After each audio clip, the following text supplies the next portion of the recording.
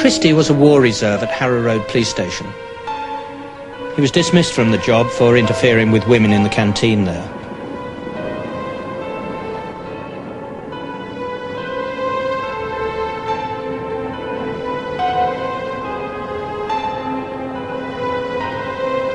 John Reginald Halliday Christie walked away from 10 Rillington Place somewhere about March the 19th, 1953, and he left behind a tomb. A man took up residence 4 days later, Beresford Brown, pulled back the paper on the corner of a door in the kitchen, and there he saw the body of a woman sitting on a pile of ashes. That was Hectorina McLennan. When they had a good look at it, behind that was a Miss Maloney, behind that was a Miss Nielsen. All of them had been strangled. All of them had evidence of carbon monoxide poisoning. And all of them had evidence of sexual intercourse at the time of death, shortly before or shortly afterwards.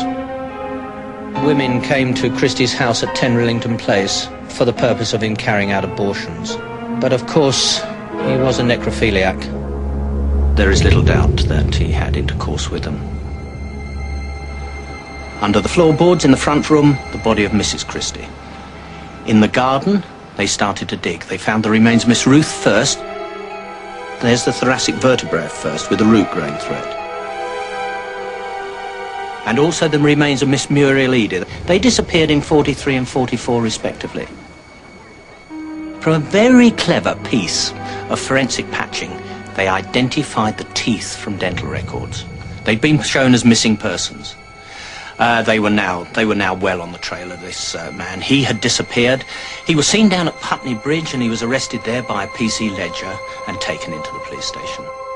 I noticed Christie facing this way up the river and crossed the road and interrogated him. I asked him what he was doing, and he said he was looking for work. And I asked him then his name and address, and he gave me a false name and address in Notting Hill. I smelt a rat immediately then when he said Notting Hill, because that's where the murders took place. That's right. So I asked him to take his hat off, which he did, and in his hair was some little leaves and twigs. Obviously he'd been sleeping rough, this man, and I decided that this was Christie. I pulled out the Daily Mail and had a look at the photograph, and told him that I thought he was John Reginald Halliday Christie. I was going to detain him for inquiries. I took him into the Putney police station and put a PC in charge of him in the charge room.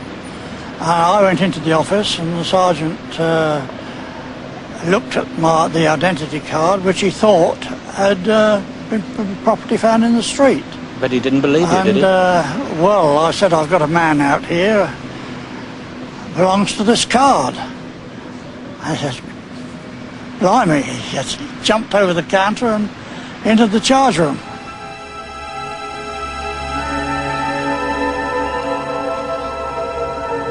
In those days, that area was a whole mass of criminals.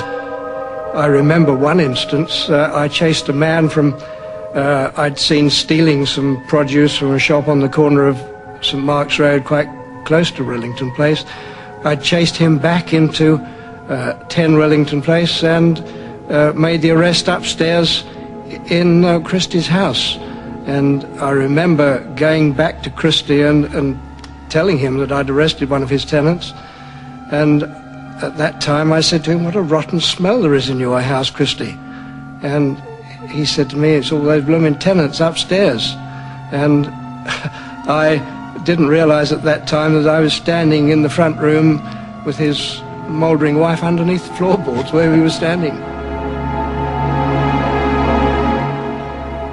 Can you remember the house? It was divided into 3 flats, and Christie had the down floor flat. That's right, yes. And as you came out of the back door into the garden, you came past the wash house, where we found bodies in the Evans case. Yes, behind a lot of old timber stacked up against the outside loo door. It was there that I found this little interesting exhibit on a heap of rubbish swept up just outside the back door underneath the back room window. I found this little gold leaf tobacco tin, which looked rather clean and new compared with the rest of the rubbish, so I picked it up, opened it, and inside I found a lot of little clippings of hairs, and I had my suspicions. Eventually proved to be pubic hair clippings from quite a number of bodies.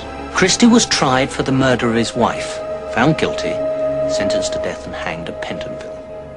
John Reginald Halliday Christie was, up until Nilsson, the worst mass murderer this century.